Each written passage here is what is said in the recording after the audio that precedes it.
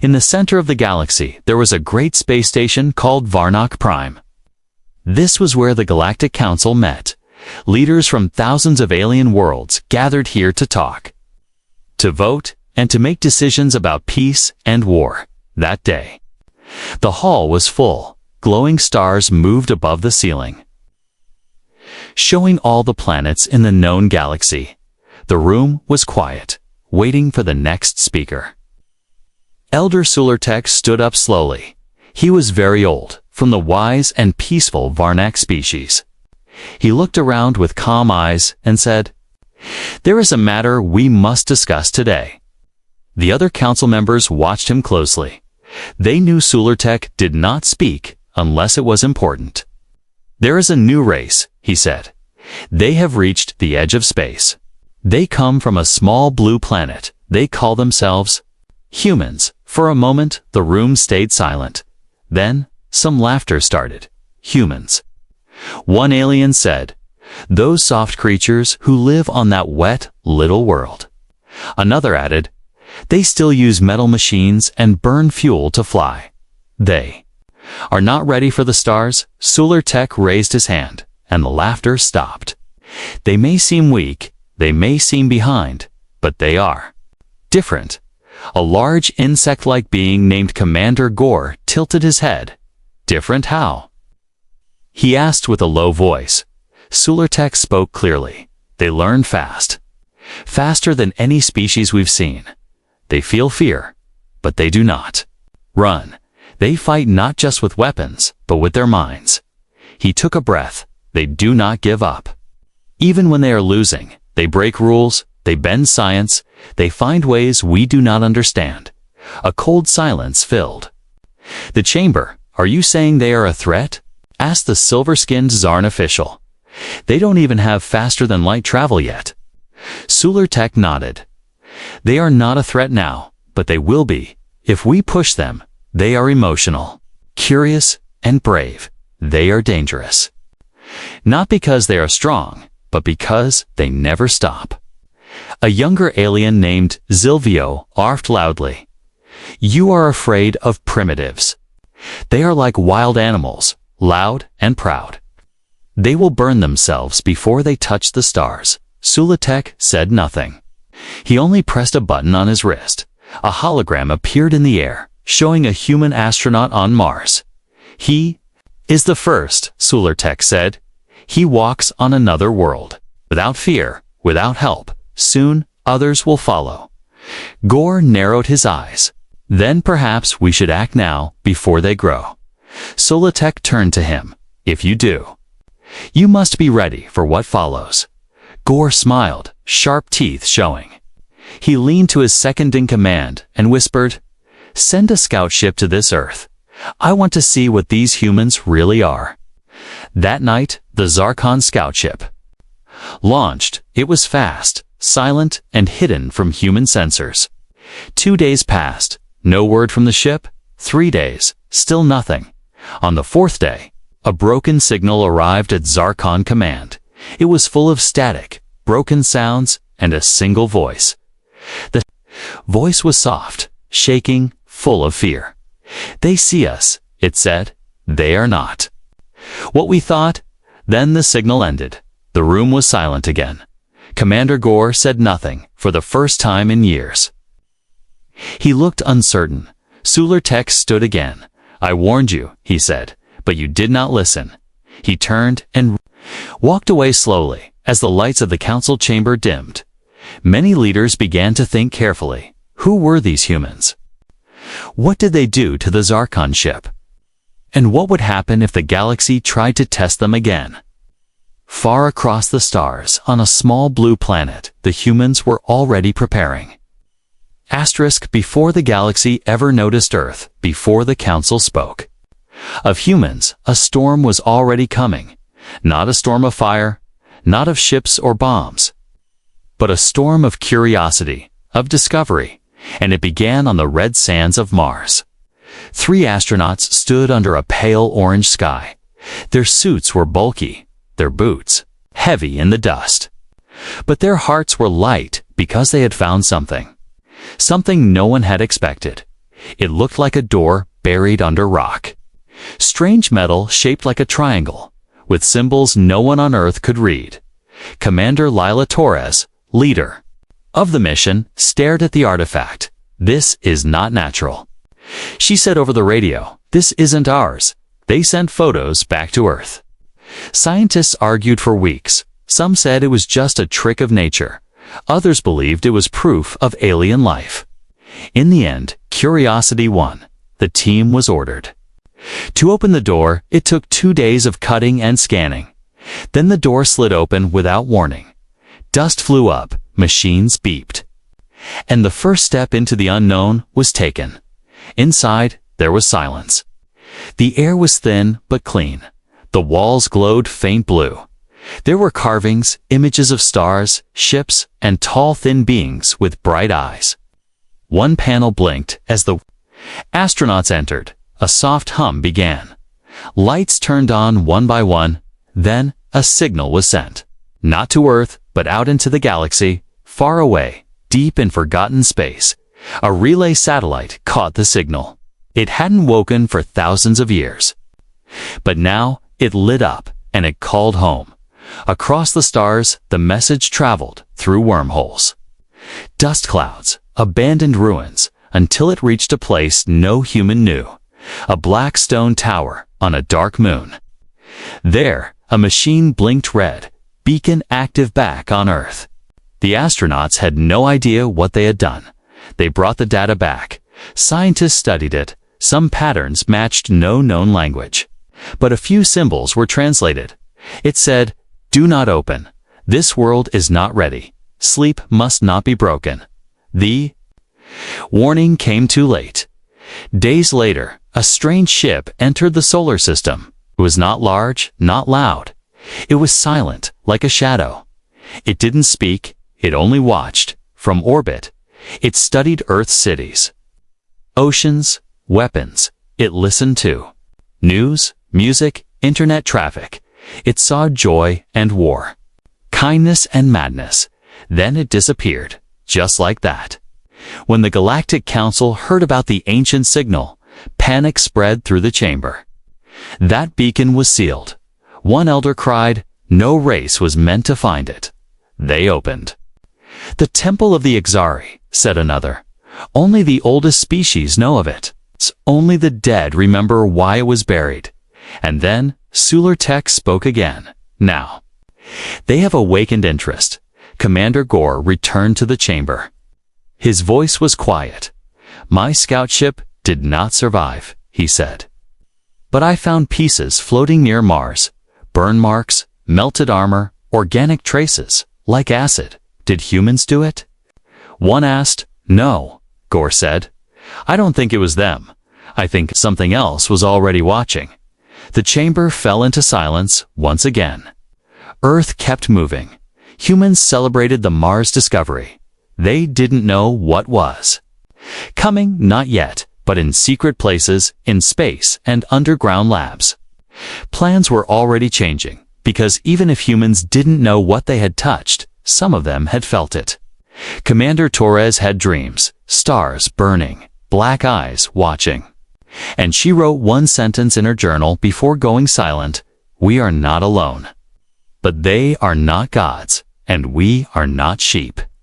Long before Earth knew the stars had eyes, long before humans built warships or joined councils, they were marked as a threat, marked as a mistake, marked as something that must be stopped in a cold part of space, inside a silent black fortress. The Zarkon War Council sat in the dark. Their claws tapped on steel. Their breath hissed like steam. They had watched Earth through stolen satellites, hacked probes, and dead scouts. Commander Gore stood at the head of the room. He no longer laughed when humans were mentioned. His face was tight, his eyes glowing red. "They woke something ancient," he said, "and yet they remained standing." One general spoke up. "Should we not wait for more data?" "Perhaps. Observe a little longer." Gore slammed his fist. "No more waiting." They opened a XR vault. They triggered the beacon. The council debates, but we act. There was silence. Then quiet agreement. "Strike them," Gore said. Fast, silent, complete. The Zarkans didn't plan war the way humans did. They didn't send messages, didn't warn. They erased. Clean, quick, no sound left behind, within days.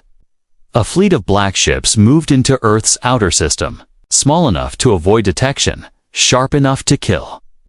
Their plan was simple. Destroy Earth's communication systems, blind the satellites. Strike key cities with orbital fire, then send in the harvest teams. They expected panic, surrender, easy. Clean up, but they made one mistake. They thought humans were still looking up. They didn't know. Humans had already started looking back, deep under the Nevada desert, inside a lab with no name. A hidden group watched the skies. They didn't work for the military, not officially. They answered to a file buried under 50 layers of clearance. Project Sentinel. A young analyst named Corey was the first to see it. A faint signal, out of rhythm, moving too smooth for any rock. He didn't panic. He called his supervisor. By the time the third person looked, there were 7 signals. By the time the general arrived, there were 23, moving fast, no broadcast, no ID codes, not human. Within an hour, the White House, Moscow, Beijing, and Berlin were unencrypted. Calls, nobody argued, nobody hesitated. DEFCON 1, Skyfire Protocol. And then the unexpected. The first Zarkon ship moved into low orbit above Earth. It targeted a satellite and fired a small plasma bolt. The satellite exploded, but so did the attacker. A beam of blue light shot up from Greenland. A prototype rail cannon, once called impossible, built in secret, now tested in war. One hit, one kill, the rest of the Zarkon fleet hesitated. That was their second mistake in low Earth orbit. 5 human stealth ships uncloaked. They were small, fast, and ugly, but they had teeth using a guided railguns. They ripped through the next wave. Fires bloomed in the sky like falling stars. 3 Zarkon ships tried to retreat. Only one made it. Commander Gore received the report with a hard face. "Humans have weapons in space," his officer said. And they were waiting. Gore didn't scream. He didn't panic. But he felt something in his chest, something alien to him. Fear. They were warned. He whispered. They knew someone would come. He looked at the star map again. So many human cities, so many targets. But now he wasn't sure who was hunting. Who? Back on Earth. Commander Lila Torres watched the sky from the roof of the base. The stars looked the same, but she knew everything had changed. She opened her mission log, spoke softly into the mic. "We were attacked today. They didn't speak, didn't ask, just came to kill. But they didn't win. They thought we were afraid of the dark. But we've lived in it. They thought we wouldn't fight. But we've been fighting each other for centuries." She paused, looked up at Mars, then said, "Now we fight together, and somewhere far beyond Earth." The message reached someone who had been waiting. They opened their eyes and smiled, finally. They began to wake.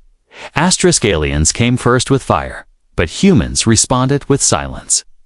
Not because they were afraid, but because they were thinking. They didn't scream, didn't panic. Instead, Earth watched in secret bunkers, dark satellites, and hidden data centers. The minds of Earth moved together. Old enemies shook hands. Bitter rivals shared files. And the world did something it had never done before.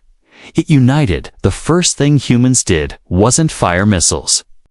It wasn't building warships. It was pulling up a chair around a table deep under Geneva. The best were called in, not just generals, but hackers, historians, linguists, psychologists. They weren't asked how to fight the aliens. They were asked how to understand them. A woman named Dr. Alina Cade, a behavioral analyst, spoke first. "We don't need to be stronger than them," she said. "We need to be stranger than them." Across the stars, alien networks started failing. Ships lost navigation, satellites blinked out. Encrypted data turned into human music, strange, loud, unpredictable. One fleet heard nothing but rock guitar for 6 hours. Another ship was hacked, its screens showing Earth's animals with the words, "We bite." The Zarkon didn't know what to make of it. They called it madness. But madness was working. Back on Earth, small teams were sent out, not armies, shadows. Black Ops units landed on moons, asteroids, enemy relay posts. They left no bodies, no traces, just questions. Zarkon Command tried to respond, but every time they changed their codes, humans broke them. Every time they shifted frequencies, humans followed. Every time they sent spies to Earth, they disappeared for the first time in centuries. The Zarkon were confused, not outgunned, but outplayed in one hidden alien base. A message played on a loop from a human child's voice, calm and soft. "We don't know the rules yet," it said, "but we're fast learners, Commander." Gore stood in front of the Zarkon high table, his voice calm but tight.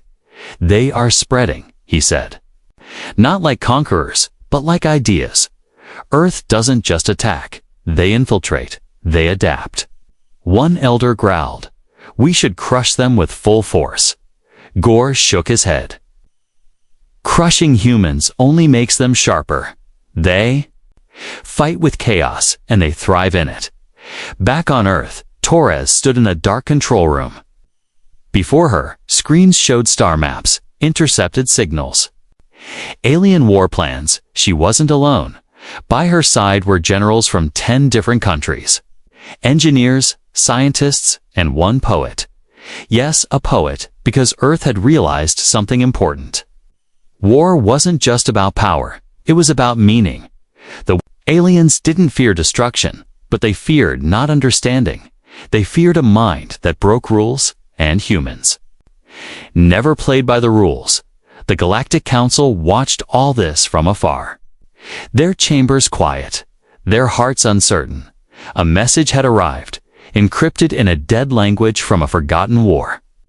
But the message had been translated, and it simply said, "We see you watching.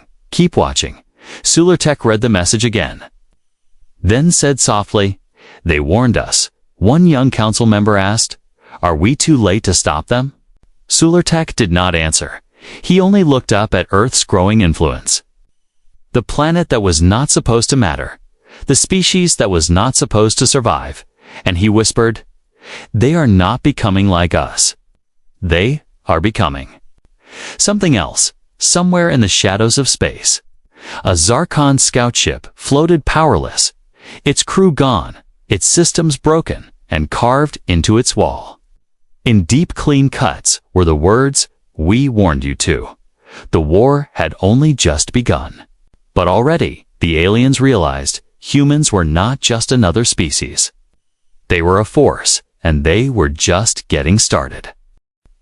The galaxy was shifting, not with explosions, not with fleets, but with whispers. Whispers that traveled from starport to starport. From cargo ship crews to scientists to soldiers. Stories about Earth, about humans, they beat the Zarkon with. One cannon, they hacked a dreadnought using only music. They fight like they've done it for centuries. Some didn't believe it. Others believed too much. But one thing was clear. The fear was spreading in the trading hubs of the Valari, in the underwater cities of the core, and deep in the minds of the younger alien generations. One thought began to rise. Maybe the Council was wrong. Among the Selnari, a peaceful race ruled by logic. A young engineer named Rekka stared at the screen in disbelief. She had just finished reading human history. Not the wars, but the survival. The ice ages, the plagues, the endless mistakes, and yet, they always moved forward. Her mentor entered.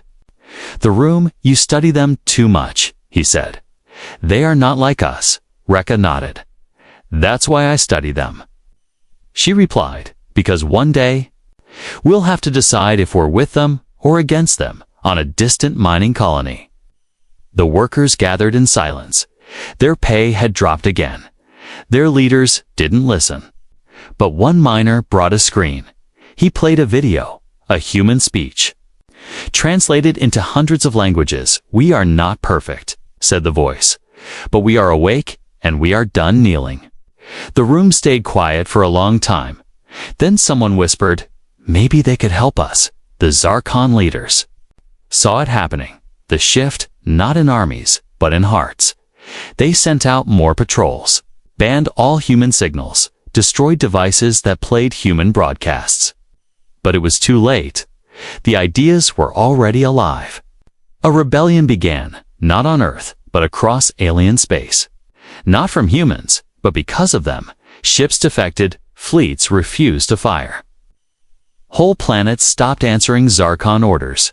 Commander Gore stood before a burning star map, systems blinking. "Read one by one. They're not fighting us," he growled. "They're changing the game, back on Earth." The leaders watched with cold focus. They did not celebrate. They prepared in hidden bunkers. New programs were activated.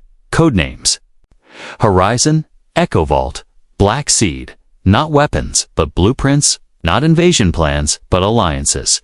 Humans began reaching out. Not to the powerful, but to the forgotten. Small planets, worker species, abandoned colonies. And they sent one message to all of them: "We see you, we hear you, join us." And they did. The Valari offered their deep space engines, the core. Shared underwater tech to shield Earth's coastlines. Even old pirate clans began painting Earth's colors on their ships, not because humans were kind, but because humans were clear. They would not rule. They would not kneel. They would stand. In the Galactic Council, chaos had begun. The floor was filled with shouting voices. Some wanted to destroy Earth before it grew stronger. Others called for peace or surrender or silence. Sulertech stood in the middle, calm as ever. He raised his voice just once. "You thought humans were the virus," he said, "but they were only the spark. The virus was the truth, that your rule was built on fear, and now it ends, back on Earth." Commander Torres walked through the Unity Station, a new orbital platform. Built not by one nation, but by many. Engineers from 10 species worked side by side. Children ran through the glass corridors. Laughing outside the window, stars waited. Torres opened a message from Rekka, the Selnari engineer. It read, "We are ready to stand with you. Just say the word." She smiled. Then gave the order. "Send the signal across the galaxy." Screens lit up, not with threats, not with weapons, but with a symbol, a human hand, reaching out below it. One word in hundreds of alien scripts, together and in the dark, where the old powers sat trembling. They finally understood. This was no invasion. This was no war. This was a revolution. The galaxy had tilted, not with fire, but with belief, not with armies, but with doubt. Old empires had ruled for thousands of years. Their power came from fear, from control, from silence. But silence no longer worked. Now, voices were rising, and at the center of that storm stood Earth in the High Council chamber, once the most powerful room in the galaxy.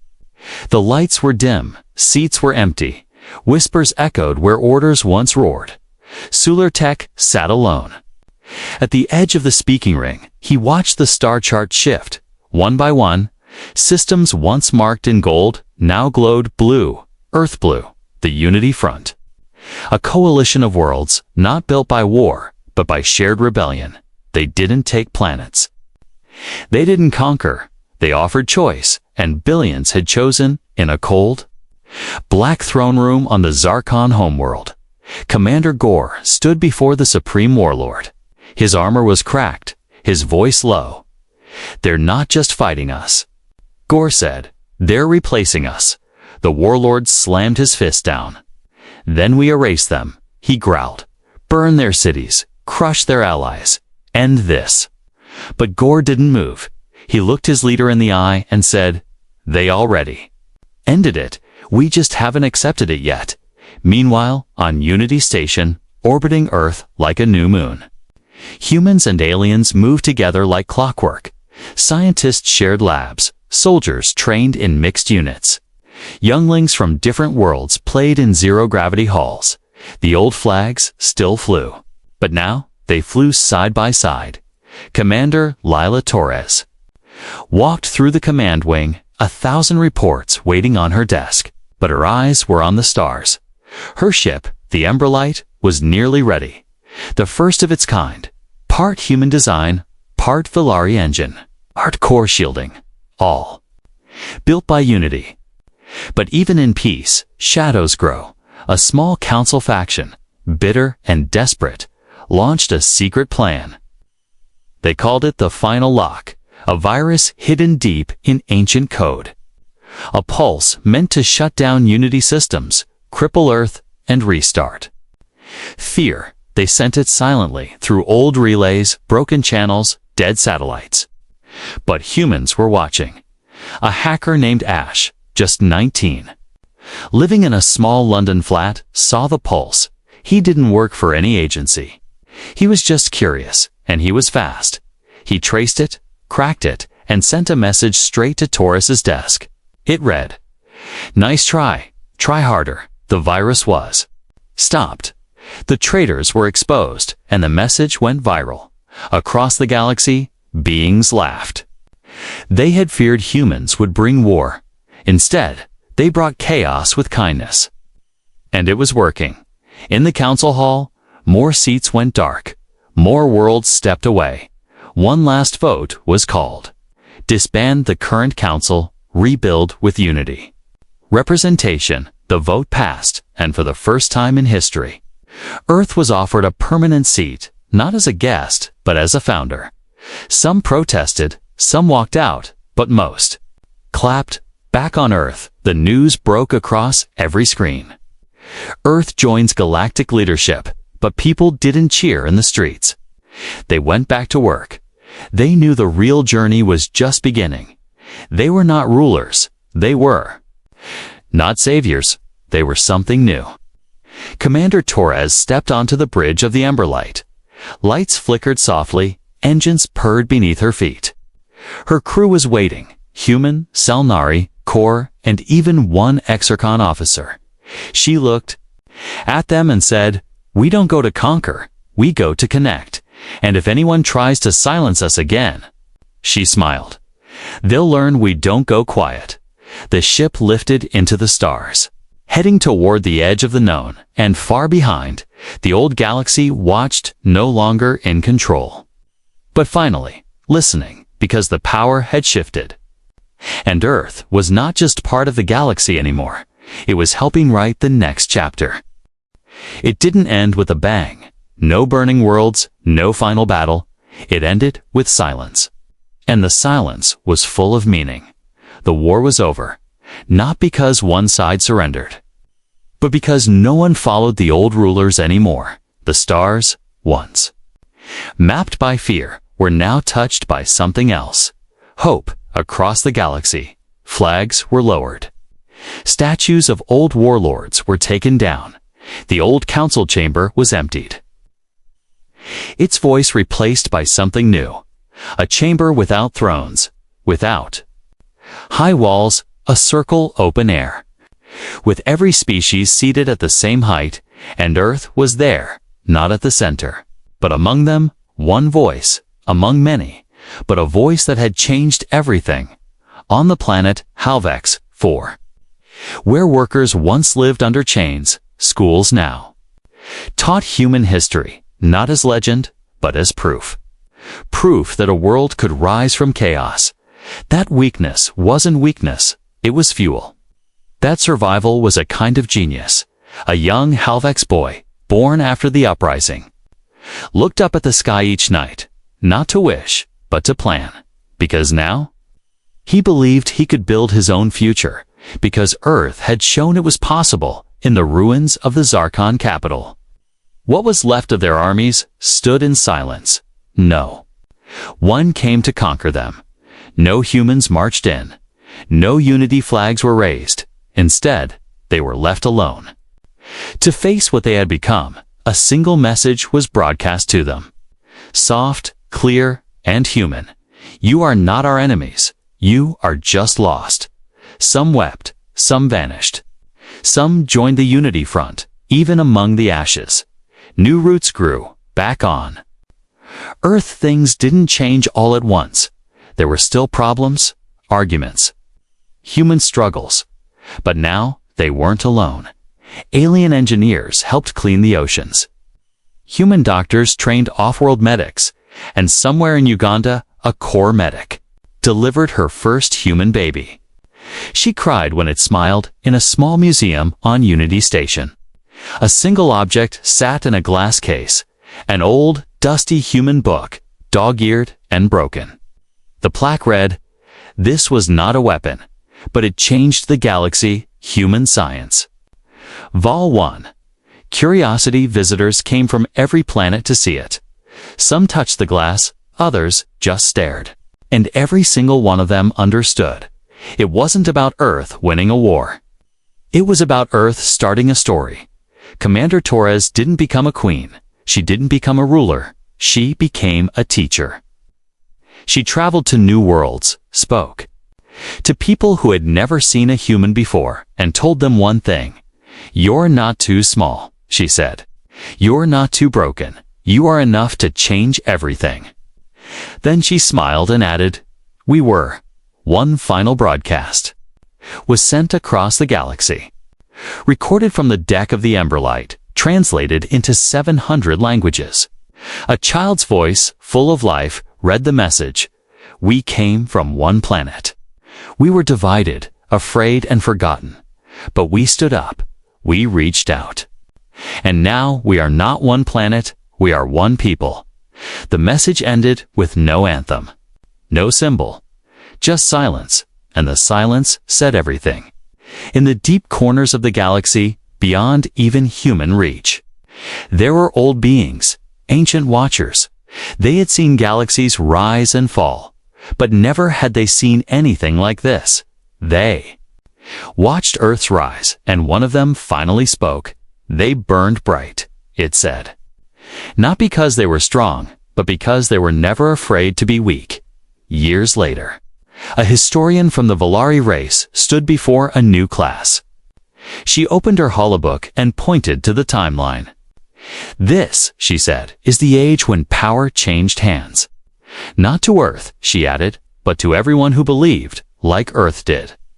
And the students listened, some wide-eyed, some doubtful, but all of them curious, because that was Earth's real legacy. Not war, not power, but curiosity, courage, and the fire to keep going.